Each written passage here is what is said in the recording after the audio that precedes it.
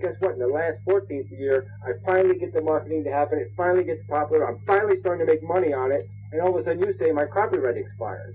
But I'm screwed because there's not a fair standard that says I should get fairly compensated first. My copyright shouldn't run out until I have at least gotten fairly compensated for my creativity. What if no one ever buys it? Still not fair. Life isn't fair. I'm saying we can make it fair. No, it's why fair. It's not fair. No, yes, you can. You can make it a lot fairer than it is. He's got a point there. I mean, we can't try to make it more fair. We can make it a lot more fair than it is. Okay, and all it takes is we use our little brains here. We take our brains and we study the problem. I think we've got a problem. Is we're trying to look at this from an ideal perspective, and on the one hand, you're looking at it maybe from a more realistic perspective. You know? Yeah, I'm an idealist. There's no doubt about it. I say strive for the best. I'm saying try to create a way to climb that ladder. So the question is, how can we improve the system? And your idea is essentially to create it based on a financial, and that's also.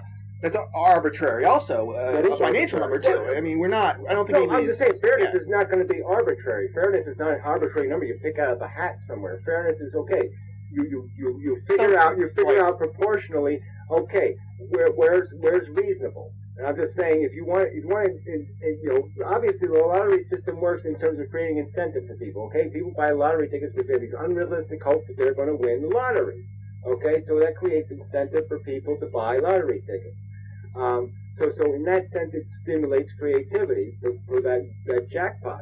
But for the realistic person, it's not going to work. So for the realistic artist, they're going to be defeated before they even start it, because they're going to say to themselves, well, it's just too hard. I mean, if I come up with a great idea, I can't sell it to anybody, okay, unless they solicit it from me. You know what I'm saying? You know how that works. Like, say, if you're a book writer, you have to have an agent.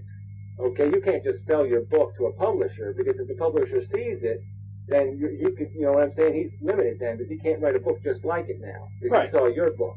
Okay, so they never solicit looking at anybody else's material unless it comes through an agent. I think the age of the internet may open that up, because it doesn't open any of it, but then you lose it. Yeah, but then you lose it on the internet right off the bat.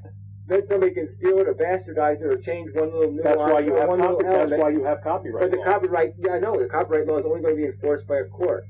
And you see what happens. People spend 6 years in court. You know, somebody steals a script, makes a movie, and it takes the guy 8 years in court to, win or lose. And if he loses, I don't know. I just don't feel that the correct solution is to say, this government agency has determined you may make this much money off of your work, and then it falls into the public domain. Right, but I'm just saying, if that government agency is an elected body, okay, and it's controlled by we the people, and we are deciding what fairness is going to be, and we're deciding they're accountable to us. And if they make some kind of stupid standard and say that, one kind of creativity gets $1 trillion and one kind of creativity gets $500, then there's no we're still going to have down the political road. I think we're still going to have that problem even if we have a finite number like that you can make, because what happens if you don't make that much? No, well, let's say I gave you. Let's say right now I made you king or a dictator or a grand poobah. Okay, and you had the authority to make the decision. Okay, and all I'm asking you to do is use your logic and your reasoning. You're an elected official. You're going to be responsible for what you say. And I want you to take these 10 industries, and I want you to apply some rationale, like they should get 25 times their investment capital, or 25 times this, or whatever the thing is.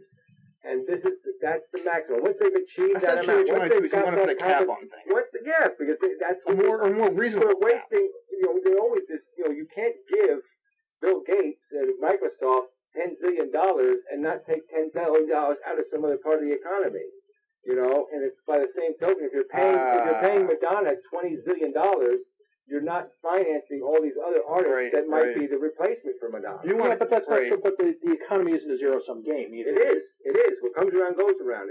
Every dollar. That's not what that means, though. You can generate new wealth. You can create new things that have value. No. But the question is, productivity is the only. No, I just don't think so. Productivity is the only thing that has value. And when you generate productivity, that's where you get value from. Efficiency. Those are the things that value is created, that progress is created out of. It's just finding a better way to do something, a more efficient way to do it. But art, it has nothing to do with efficiency or a better way to do things. It does in an abstract sense, because obviously artists are becoming more and more sophisticated, or by popular standard. and they're giving people pleasure, more, it's some new. But there's nothing efficient or productive about that. No, it's I agree. Entertainment is outside of that world. It's certainly productive, and certainly gives people joy or happiness or comfort. It's obviously productive. That's not necessarily productive. Productive means you're producing something. No. If you make it, if you put out a product, ultimately, all value is based on the consumer's drive. Okay, I'm just saying. Get more. Obviously, consumers value it. Okay, so the consumer's value has already told you that it's productive or it has a value. So let's not argue. There's a difference between productive and value. To me, they're the same thing. Okay, a productive act is any act that makes you more comfortable, or a human being more comfortable, or humanity run more efficiently. All that's productive. All that makes us more efficiently happy. If we can be happy on 5 ounces of food rather than 15 ounces of food, that's productive. You know what I'm saying? We can. I'm just saying we're moving. That's progress because we have more chickens in the pot and more cars in the driveway and bigger houses and bigger this because we've created more efficiency in the system. So that's what I'm basically. Yeah, what I'm saying is entertainment doesn't forward any of those goals. But it can be. If you can be satisfied on this food, that is efficiency. It can more efficiently produce. Let's hear him out.